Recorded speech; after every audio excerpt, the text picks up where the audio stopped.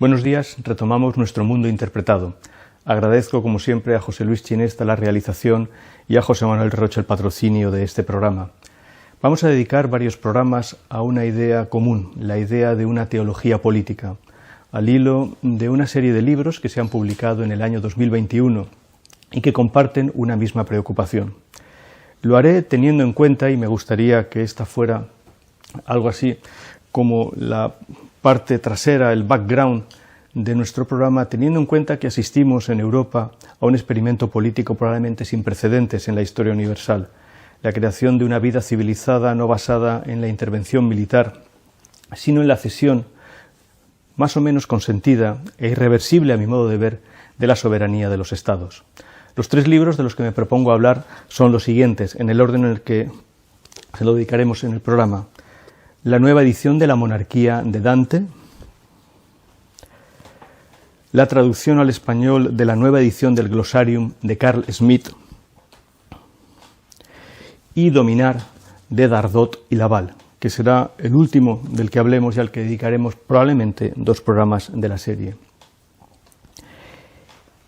Me gustaría que tuviéramos en cuenta que vamos a hablar de libros, a excepción quizás de Dominar, que es un libro académico escrito por profesores, pero vamos a hablar, especialmente cuando lo hagamos del Glossarium y de la monarquía de Dante, de libros sobre los cuales pesa siempre la dificultad de una lectura. Quiero recordar aquí que vamos a hablar de la monarquía de Dante teniendo en cuenta el gesto de Erasmo de negarse a editarlo en el siglo XVI, y vamos a hablar del Glossarium de Carl Smith teniendo en cuenta que probablemente el mejor interlocutor que haya tenido Carl Smith sea aquel a quien Smith mismo consideraría un enemigo, el judío o archijudío Jacob Taubes. Voy a empezar con la monarquía de Dante y con la anécdota del gesto erasmiano de negarse a editarlo en el siglo XVI.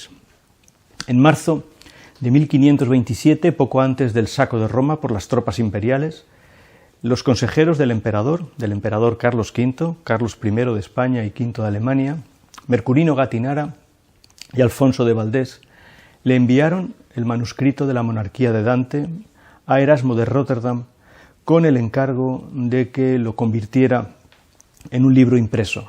Habría sido la primera edición príncipe del volumen.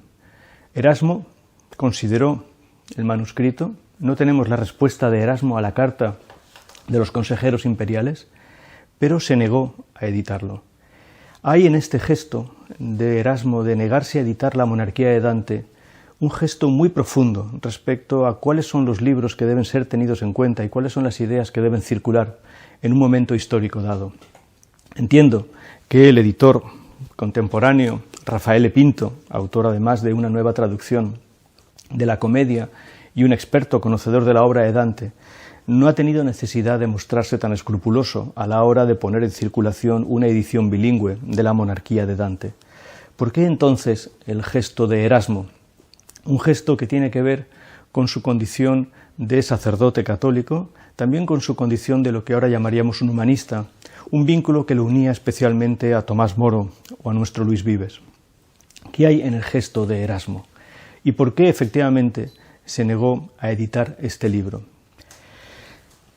Hemos de tener en cuenta el gesto de Erasmo porque el mismo manuscrito se quedó en Basilea, a donde había llegado y donde entonces residía, a pesar de su condición de católico, Erasmo, porque muy poco tiempo después, apenas 20 y tantos años después de la muerte de Erasmo, el manuscrito fue editado en una casa de edición protestante, con una ambigüedad respecto a si el autor del Tratado de la Monarquía era el mismo autor de la Comedia, y muy poco tiempo después, en la misma Basilea, apareció la primera traducción del libro a una lengua distinta, a la lengua italiana. Había habido una traducción, una vulgarización, como lo llamó el propio Marsilio Ficino, de la obra al toscano, al dialecto de la Toscana, al dialecto italiano de la Toscana. Pero no había aparecido todavía una traducción. Que la primera traducción fuera al alemán y que en la impresión de la traducción alemán hubiera un prólogo donde se vinculaba expresamente el Tratado de Dante a la idea de un imperio, de una traslación del imperio, desde el imperio romano, en el que Dante había basado prácticamente todas sus consideraciones, hasta el naciente imperio alemán, es una señal de la vinculación que me gustaría establecer en este programa y en los siguientes entre la obra de Dante, con la reticencia erasmiana, y la obra de Carl Schmitt. ¿Cuál era el propósito de Dante y por qué Erasmo se negaba a editarlo? Podríamos verlo teniendo en cuenta a tres lectores de Dante, especialmente de la monarquía de Dante, pero no solo de la monarquía de Dante, a lo largo del momento en que va a surgir en Alemania la forma política, la última forma política deudora del imperio, el ominoso Tercer Reich, el ominoso Tercer Imperio alemán. Esos tres lectores, los tres judíos, se sintieron fascinados por la obra de Dante. Estoy pensando en Hans Kelsen, estoy pensando en Ernst Kantorowicz y estoy pensando en Erich Auerbach, cada uno de ellos erudito de un campo de trabajo muy determinado. Kelsen, en 1905, publicó una monografía sobre la teoría del Estado de Dante Alighieri, naturalmente basada en el Tratado de la Monarquía. Muchos años después, Hans Kelsen diría que esa era una obra de juventud y desde luego no volvería sobre ella, y aún hoy es difícil encontrar el ejemplar alemán. Es mucho más fácil leer la traducción española o leer la traducción italiana. ¿Qué ocurre con ese tratado de 1905, escrito por quien estaba llamado a ser el arquitecto de la jurisprudencia democrática a lo largo del siglo XX? Nada menos que el autor de la Constitución de Austria antes del Anschluss, retomada después de la Segunda Guerra Mundial, y también el jurista más respetado de Occidente durante la posguerra. Lo que ocurre es que el propio Kelsen sabía que la constitución de una monarquía como la que Dante establecía, basada en la idea fundamental de que el imperio romano era un imperio de iure, un imperio jurídico y no solamente un imperio armado, solo podía basarse en la positividad de la ley. Este es un campo complejo y no deseo desarrollarlo demasiado aquí, pero fundamentalmente era la idea que había animado a Dante conforme se había ido separando de sus posiciones más cercanas a los güelfos y más proclives a los gibelinos, más cerca del imperio que del papado, que por supuesto evitaban toda referencia a un derecho natural o a una trascendencia de lo que en algún momento determinado quien tuviera la soberanía podía tomar como decisivo.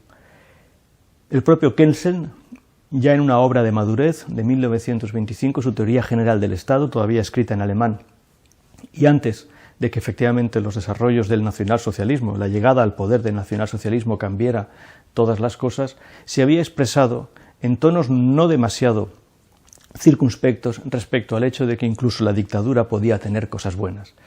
El párrafo en el que se expresa así fue convenientemente eliminado en la traducción al inglés en 1949 de la misma obra. Todo esto son las ambigüedades inherentes al Tratado de la Monarquía de Dante, que Erasmo de una manera muy clara había previsto cuando se negó a editar el libro. Erich Auerbach no es un teórico del derecho, es un teórico de la literatura, uno de los probablemente mejores conocedores de la literatura universal, y seguramente todos estamos en deuda con su obra Mímesis y su intento de entender la representación de la realidad como el corazón mismo de la actividad literaria. Pero en sus obras sobre Dante, en sus varios comentarios sobre Dante, especialmente en su obra Dante, poeta del mundo terrenal, incurría en el mismo terreno resbaladizo que había hecho Kelsen, en la medida en que efectivamente consagraba la idea de un poeta soberano, ya veremos esto en el tercero de los autores que voy a mencionar, que no estaba necesitado para hacer su función como poeta de una trascendencia. De hecho, la consideración del poeta como poeta soberano, mucho más que como poeta divino, alejaba toda idea de que había o hubiera una sanción divina. Naturalmente, todos los lectores de la comedia saben hasta qué punto el paraíso dantesco es un paraíso realmente terrenal. El tercero de los autores, y a mi modo de ver el más importante, el más complejo, el más sutil y desde luego el más dotado literariamente, Ernst Kantorowicz, es el autor de uno de los volúmenes más importantes del siglo XX, Los dos cuerpos del rey, que apareció ya en su exilio en los Estados Unidos, en Princeton, avanzada la década de los años 50. Pero antes de que Kantorowicz tuviera que emprender el exilio, primero a Berkeley y después a Princeton, Kantorowicz se había presentado ante el público alemán, cuando todavía no tenía ni siquiera una titulación universitaria, con un volumen muy extenso, más de 600 páginas, que era una monografía sobre Federico II, sobre el emperador Federico II. Y naturalmente es el emperador que Dante había tenido en la cabeza cuando había empezado a hacer su giro desde planteamientos cercanos al papado y a las comunidades, como la de Florencia, hacia el imperio. La monografía de Kantorowicz fue recibida de una manera tremendamente clara y como una advertencia de lo que tenía que pasar. Para muchos, la monografía de Kantorowicz, escrita por un judío, era una especie de golpe dado a la incipiente República de Weimar. Sabemos, aunque probablemente sea muy difícil de contrastar con la realidad, que era uno de los libros de cabecera de Hitler y de Goering. Esta monografía imperial se convirtió para el propio Kantorowicz en una especie de némesis.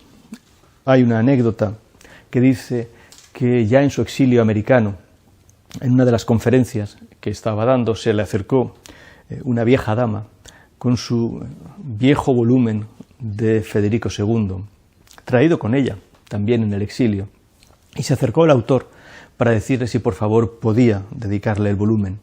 Y Kantorowicz, al ver que se trataba del volumen sobre Federico II, escrito efectivamente durante los años de Weimar, durante los años de ambigüedad de Weimar, en los que Carl Schmitt también intervendría, le contestó que el hombre que había escrito el volumen sobre Federico II había muerto hacía muchos años. Sin embargo, es dudoso que el hombre que había muerto hace muchos años, y que ya no era el autor de sus libros, no fuera el autor del capítulo final del libro que he mencionado, Los dos cuerpos del rey, el capítulo dedicado a Dante, que sigue siendo una cruz para todos los lectores de Dante y de Kantorowicz. Todas estas ambigüedades son las que naturalmente están detrás de lo que considero el gesto erasmiano. Una de las cosas que debemos interpretar en nuestro afán de interpretar el mundo es lo que podríamos llamar la superstición de la cultura, considerar que todos los libros que forman parte de un supuesto canon o de una supuesta tradición de pensamiento son, por así decirlo, inofensivos desde el punto de vista político, que tienen, por el paso del tiempo, una autoridad que se sobrepone a las consideraciones y a las exigencias del presente en que un lector lo tiene que interpretar. Erasmo lo entendió perfectamente cuando consideró que en el momento de 1527 no podía saber que 2 semanas más tarde las tropas imperiales iban a saquear Roma, que en ese momento el libro de Dante no era un libro que pudiera ser editado. Pero sus impresores, los impresores que apenas 25 años después, una generación después de la muerte de Erasmo, y ya dotados de la maquinaria perfecta del mundo, de la impresión, del mundo editorial, sí que supieron darle a ese libro la dimensión que tenía. El libro de Dante servía efectivamente como propaganda del imperio. Si no ya la propaganda que los consejeros de Carlos V habían buscado para su propio beneficio, la propaganda para un incipiente imperio alemán que naturalmente estaba ligada a una consideración nacional. Todas estas son cuestiones que se entremezclan, pero Dante las había puesto de relieve. No era un hombre que no supiera lo que hacía. De hecho, el haber elegido la lengua latina para su tratado, a diferencia del italiano con el que estaba escribiendo, probablemente al mismo tiempo. Las fechas de composición de la Comedia y de la Monarquía no están nada claras todavía. Hay muchas interpretaciones respecto a si estaba escribiendo las dos cosas a la vez. En cualquier caso, Dante sabía que con el Tratado de la Monarquía estaba poniendo punto final a varias cosas que le habían perseguido en su vida como político, desde que había empezado a intervenir en la actividad política de Florencia hasta sus largos años de exilio. Sabía, por ejemplo, que quería librarse a toda costa de la influencia papal en las pequeñas comunidades italianas. Conocía la traducción de la política de Aristóteles, sabía de algún modo que el viejo mundo de la polis podía verse reflejado en las ciudades italianas, que las pequeñas comunidades italianas eran acreedoras, tal vez después de muchos siglos de historia europea, a ser las nuevas poleis del mundo civilizado. En cualquier caso, sobre ellas no debía recaer la influencia del papado, es decir, la influencia de una potestad superior a la que la propia ciudadanía de la comunidad decidiera que fuera la oportuna.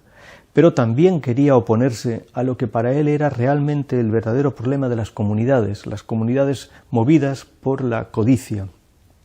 En cierto modo, leyendo las páginas que Dante, tanto en la Monarquía como en otros volúmenes, naturalmente en los círculos del infierno donde están los codiciosos, uno se da cuenta de que son ya los argumentos que empleará Ezra Pound cuando, movido probablemente por el asco del dinero, acabe alineándose con el fascismo italiano.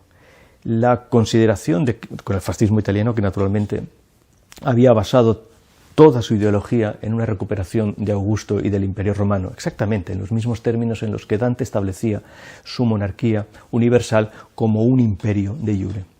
Todo esto tiene que ver con el hecho de no haber comprendido, por ejemplo, que a lo que Dante llamaba codicia podía oponérsele no tanto una forma imperial como una forma racional.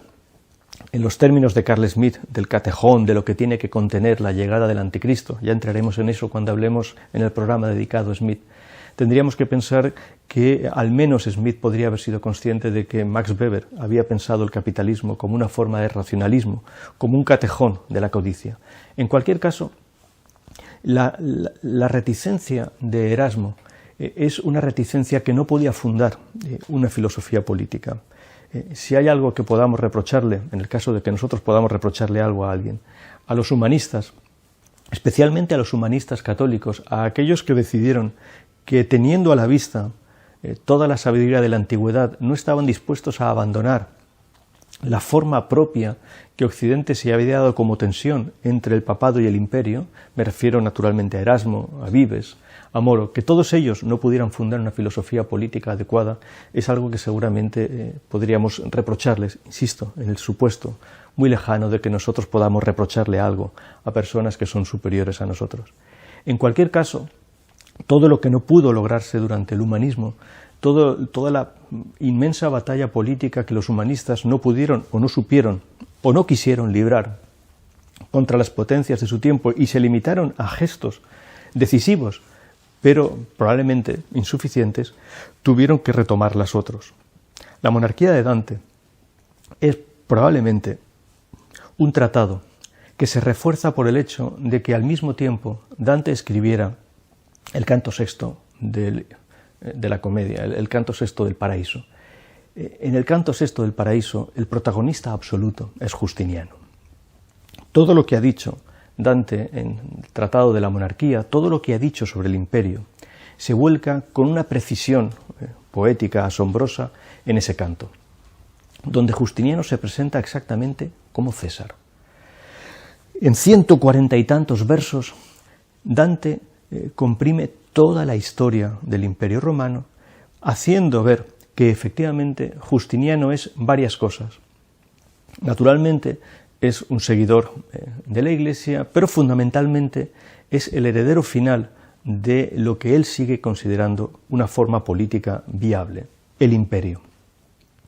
Y naturalmente porque Justiniano aspiró a reunir de nuevo a Italia con el imperio dividido. Si no tuviéramos la correspondencia entre la monarquía y el canto sexto del Paraíso, podríamos pensar que Dante podía dividir perfectamente sus esferas de acción como tratadista político y como poeta, y que tal vez lo que dijera de una manera y en italiano no era exactamente lo que podía decir de otra manera y en latín. Pero en cualquier caso, la concatenación del Tratado de la Monarquía y del canto sexto del Paraíso forman realmente una coherencia, a mi modo de ver, extraordinaria, una coherencia con la que tenemos que vernoslas. Si el gesto de Erasmo es insuficiente, podemos pensar qué ocurre cuando nosotros nos fijamos en la obra de quien no en 140 y tantos versos, sino en más de 3000 páginas, emprendió la historia misma de ese imperio, que Dante había comprimido y convertido en un tratado para los tiempos. Naturalmente me estoy refiriendo a Edward Gibbon, con quien empezamos nuestra serie de Mundo Interpretado hace ya casi 2 años. ¿En qué sentido? En el sentido en que Gibbon sabe perfectamente que Justiniano o que el imperio tienen que ver con la forma jurídica que Justiniano y el imperio adopten como una legitimidad, y este ya es un concepto, naturalmente, de Carl Schmitt, como una legitimidad y no solo como una legalidad. El problema de no distinguir adecuadamente, les dirá Schmitt a todos los positivistas, entre legitimidad y legalidad, era lo que los descalificaba para entender adecuadamente lo que había sucedido. Y seguramente era la base de lo que podríamos considerar, ya lo veremos en el siguiente programa, su coartada para decir que en el fondo él no había servido nunca a Hitler. En cualquier caso, Gibbon sabe perfectamente que toda su historia se sustenta sobre el problema de la legitimidad del imperio.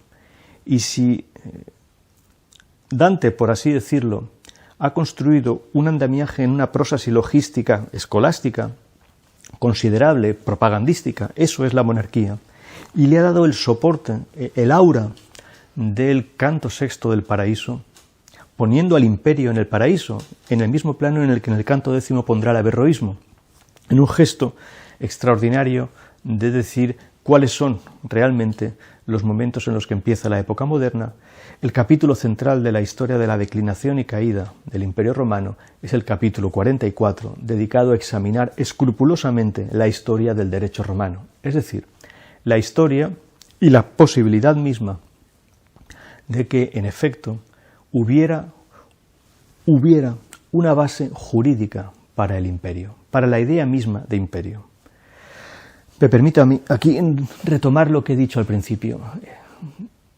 He leído estos libros teniendo en cuenta, no como un espectador desinteresado, sino como un ciudadano interesado, la posibilidad misma de que la Unión Europea sea justo lo contrario de lo que el imperio ha sido, de que la Unión Europea sea justo lo contrario de lo que el Estado es, de asistir, probablemente con un privilegio histórico concedido a muy pocas generaciones a lo largo de la historia, a algo en lo que inevitablemente cualquier ciudadano se siente inmediatamente involucrado. Insisto, la formación de un cuerpo político no basado en la intervención militar, no basado en el poder militar, sino más bien basado en la concatenación de voluntades, en la cesión de soberanía y en un racionalismo estricto. Podríamos decir que si algún catejón, algún contenedor del mal ha habido a lo largo de la historia, posiblemente sea la Unión Europea. En cualquier caso, este no es el problema que quería decir aquí, pero vuelvo a la idea gibboniana de terminar en la Ilustración los trabajos pendientes del humanismo. Naturalmente, la Ilustración tampoco acabó con todos los problemas que habían quedado pendientes, y seguramente por eso he dicho que en estos momentos nosotros tenemos la posibilidad de ver en lo que podríamos llamar los estados generales de Europa, con una frase de Gibbon, la respuesta al problema del humanismo y de su gesto contrario al imperio, y fundamentalmente también a una idea imperial del Estado, la idea smithiana. ¿Qué ocurre en ese capítulo 44? Un capítulo que todavía hoy puede servir hasta de pauta para quienes estudien el derecho romano, quiero decir, para quienes estudien el derecho. Que naturalmente Gibbon se da cuenta de que la autoridad imperial es una falsificación, como lo era la autoridad del papado basada en una supuesta donación de Constantino, algo que constituye una de las argumentaciones más claras de Dante para separarse del papado. Pero si la idea de que el papado tuviera un poder directo, una potestas directa sobre los destinos de las personas, era una falsificación, la misma idea imperial era otra falsificación. Y aquí es donde Gibbon, y entiendo por esto que es una mirada ilustrada en la que todavía nosotros podemos ayudarnos, en el sentido de que somos deudores de Erasmo y somos deudores de Gibbon, en el sentido siguiente: toda la inmensa compilación que Justiniano, que fundamentalmente es el que ordena compilar el derecho romano, toda esa inmensa compilación se basaba en haber falseado una filosofía. Esto se ve con la claridad textual que permite el inicio del Digesto, donde, citando a Ulpiano, se dice que los juristas son los nuevos sacerdotes, en el mismo sentido en el que, por ejemplo, Fichte dirá muchos años después, cuando se esté configurando el Estado alemán, que la universidad era la nueva Iglesia. En este sentido, los juristas ya lo habían avanzado en el siglo VII, los siglos VI y VII. Los juristas son los sacerdotes del imperio. Pero hay algo, y aquí Ulpiano tiene un arranque de sinceridad extraordinaria, hay algo que no pueden evitar, y es falsear una filosofía. Bien, eso es lo que hicieron. La gran tesis de Gibbon, y yo entiendo que es lo que está detrás de ese silencio erasmiano al encargo del emperador, es que efectivamente la jurisprudencia romana, todo el inmenso edificio que Justiniano ordena, es una falsificación. Una falsificación basada fundamentalmente en dos cosas: en haber creado la idea de un legislador absoluto, de un monarca que está absuelto de la ley, separado de la ley, abstraído de la ley y que no le concierne, y por otra parte en la idea de que esto ha sido una cesión por parte del propio pueblo. Es justo lo contrario de aquello a lo que estamos asistiendo ahora. La cesión de soberanía de cada uno de los estados en la Unión Europea no es una cesión que acabe facilitando la creación de una autoridad central. Al contrario, es una cesión de soberanía que está revirtiendo sobre la capacidad, sobre la libertad de cada uno de los ciudadanos. Así que el gesto de Erasmo y la inmensa explicación de Gibbon hacen que cuando hoy nos encontremos con este libro tengamos naturalmente que hacer el gesto contrario al que sería censurarlo. Erasmo no trataba de censurar ningún libro, aunque era eso seguramente lo que se le había pedido, en el sentido etimológico de la palabra, que corrigiera el libro. En la carta de Gatinara se decía que corrigiera el libro o lo eliminara. Naturalmente Gatinara esperaba que que Erasmo leyera el manuscrito, corrigiera los errores que hubiera por la traducción y lo editara convirtiéndolo en la primera impresión. Pero hizo lo siguiente: eliminó el libro. Con lo cual el libro ha quedado como una especie de lectura destinada a comprender al contrario la historia. Hay grandes libros que están escritos con un propósito que nosotros no podemos compartir como lectores. Justo al contrario, es un propósito que nosotros tenemos que evitar como lectores secundar. Un último apunte en esta consideración. La idea del imperio, en última instancia, Dante trata de legitimarla, no solamente por el gesto de Justiniano, insisto, en el paraíso, sino por el hecho de haber elegido como guía a lo largo de todos los cantos del infierno y del purgatorio a Eneas, al poeta. La utilización de Eneas, de Virgilio y de la Eneida es una utilización naturalmente instrumental. En última instancia, lo que está proponiéndose con la aparente sumisión de Dante a Virgilio es superar como poeta a Virgilio. Pero detrás está el verso que supuestamente daba legitimidad a toda la empresa dantesca: imperium sine fine dedi, te he dado un imperio sin fin. La presunta autoridad de Virgilio en todo esto tiene que ver con el hecho de haber convertido a Virgilio naturalmente en el poeta de Augusto, en el hombre que sí que había aceptado el encargo del emperador y habría escrito una obra al servicio de la inmensa arquitectura imperial que Augusto tiene que diseñar para poner fin a las guerras civiles. Insisto en que poner fin a las guerras civiles es otro de los argumentos con los que Smith tratará de legitimar su propia empresa. Si no podemos esperar, desde luego, que Dante escriba mejor de lo que escribe, seguramente es algo que nosotros no podemos esperar y no podemos suponer que en la comedia haya nada que podamos echar de menos como escritura, me atrevo a decir que sí que podríamos pensar que Dante habría podido leer mejor. Habría podido leer mejor a Virgilio. Pondré un solo ejemplo que me parece definitivo, teniendo en cuenta los muchos autores y textos y posibilidades de lectura, de interpretación en este mundo en el que nosotros estamos, que he mencionado. Hay un pequeño ensayo de un erudito menor en comparación con Erasmo o con Gibbon, Adam Parry, pero no menor, en la historia de la filología del siglo XX, que se llama Las dos voces de la Eneida de Virgilio. Es un texto que he comentado con muchos amigos desde que lo descubrí, que nos ha servido para volver a leer la Eneida en otro sentido. Parry argumenta allí que, en efecto, una de las dos voces de la Eneida de Virgilio es la voz del imperio, es la voz del encargo, es la voz del emperador, es la voz que lleva a pensar que, efectivamente, la Eneida de Virgilio es el canto señero de la empresa imperial. Probablemente lo que Gattinara y Valdés habrían esperado que fuera la monarquía de Dante, corregida por Erasmo de Róterdam, una gran empresa de legitimación de la empresa imperial.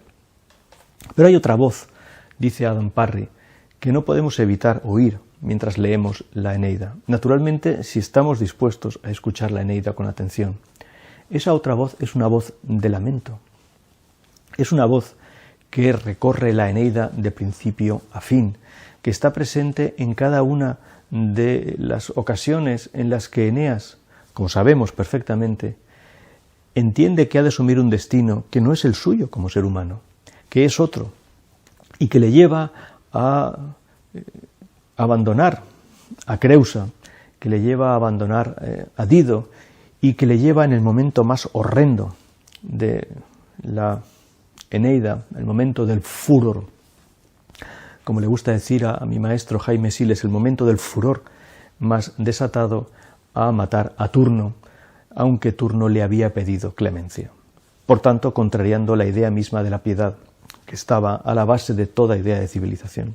Esta otra voz, según Parry, es la voz que realmente hace de Virgilio un gran poeta. Esta es la voz que Dante no oyó. Yo creo que Virgilio no pudo aspirar nunca a convertirse en el artista soberano que Dante era.